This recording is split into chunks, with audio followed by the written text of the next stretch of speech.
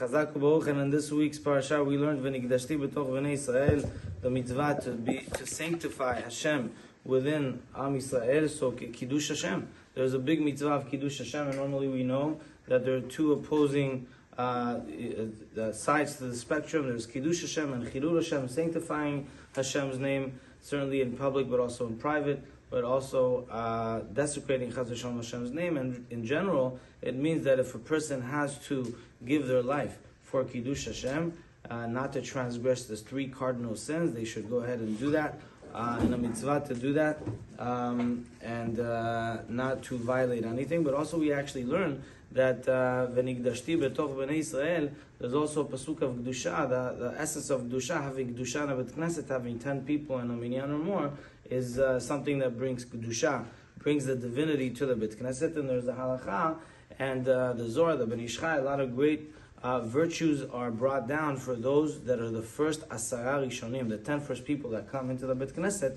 They're the ones that together co-create the divinity, the Shekhinah, to dwell inside the synagogue, right? Because when there's 10 people, there's a greater sense of divinity, and without those 10 people, the divinity wouldn't be there. So there's a big ma'ala, there's a big advantage of being of the 10 first people that come into the synagogue. And the question is, what is, of the 10 people, does it matter which one is the first one? If you're number 1 or number 9 or number 10, does it make a real big difference? Another question that happened to me many years, I was thinking about this, that, if there are 2 people walking into the synagogue and, you only need one more, so one of them is going to be the 10th. Should you tell your friend, Bechavod, you give them the mitzvah, or should you put your foot in first? Or how does it go? And so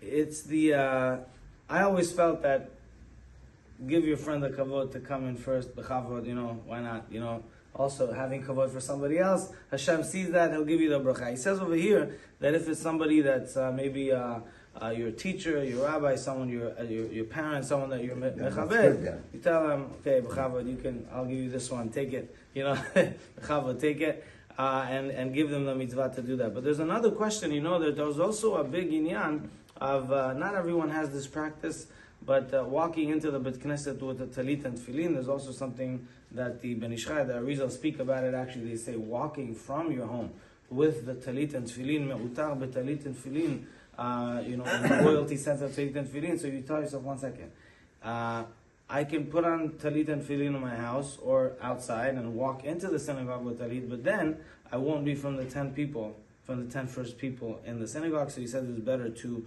not be from the 10 and walk in with your talit and tefillin into the synagogue. Again, not everyone has that custom. I know here in Seattle I haven't seen that really prevalent.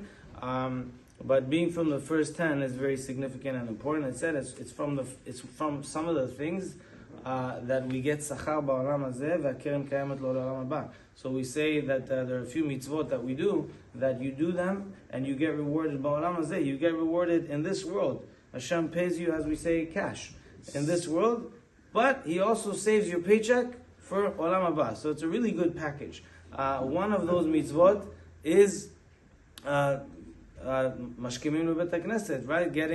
Coming to the synagogue and being from the first people in the synagogue, being the one that brings the Shekhinah, the divinity, to the synagogue. And it says because of that, HaKadosh Baruch Hu is soleach l'Am Yisrael. Because there are 10 Kedusha in the synagogue, Hashem forgives Am Yisrael for anything that may have happened. He brings the Geulah even closer. He brings Shekhinah into the place, and it's such a high value. It says that we should, and what about if a person cannot do that in Shachrit? Let's say for whatever reason, it's too early, too hard, traffic. What about Mincha and Arvit? So the idea is also the same, Mincha and Arvit as well. Whoever cannot do it in Shachrit, they do it Mincha and Arvit. Being of the first 10 people is a great, great value that a person, that people should try to do that. He also says something that I also had a trouble with for many years. So unpacking the 10, right? Dismantling the 10, right? So we have to leave the synagogue. So, there's 10 people, you're down to 10 people. Now, the first of the 10 that leaves, it breaks the package, dismantles the kilu, the shechina, and nobody wants that. Nobody really wants to be of the first that dismantle the shechina. So he says the person don't be the guy that takes it from 10 to 9.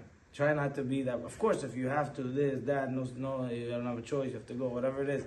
Eventually, somebody is going to walk out first. It's just going to happen.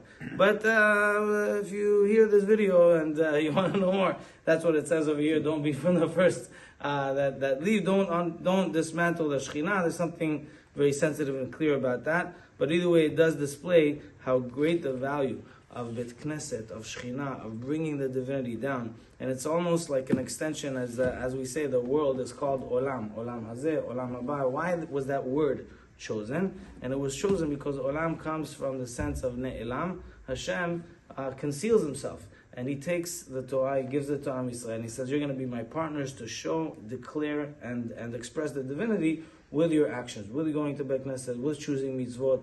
And we create Shekhinah in certain places, and that's really one of the things. So we're partners with the Kadosh Baruch Hu to bring Dusha into where we are. Amen.